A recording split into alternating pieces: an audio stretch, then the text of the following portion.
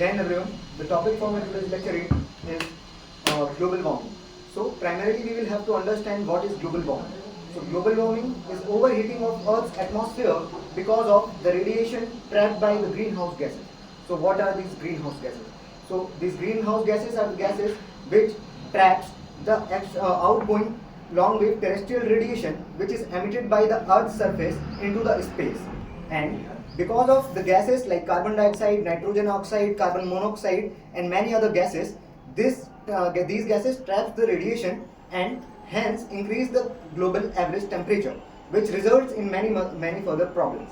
And as far as the atmospheric composition is considered, there is a huge composition of water vapors in atmosphere, and these water vapors works as greenhouse gases itself, and sometimes even worse because they doesn't only traps the outgoing terrestrial radiation, even they traps the incoming solar radiation, which makes them much more harmful for the global warming.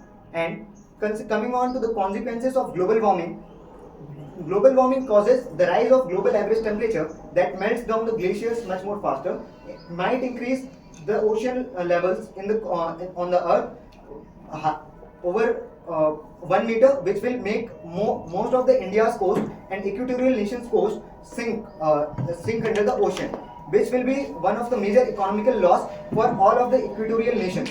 And for an example, Indonesia shifted its capital because of this future cause only. Coming on to the causes of this problem. So the waves of industrial revolution since late 18th century till now has caused a lot of pollution, which increases the the concentration of these greenhouse gases, and also deforestation is a major cause of this. Not only deforestation, but loss of the carbon sink. So what is a carbon sink? Carbon sink is an ecosystem which traps the carbon from the atmosphere and fixes it in forms of organic material like a forest, which fixes the carbon from the atmosphere and into the wood, pulp, etc. Coming on to the third major cause is the vehicular emission.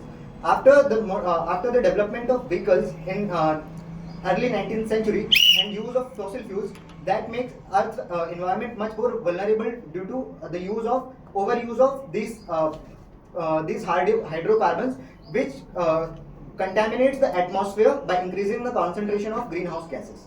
Coming on to the possible solutions. So there is no such solution which could be immediately implied and could harness the results. So global community should have to make collective efforts in terms of making some multilateral institutions and making reforms on ground, not on papers only.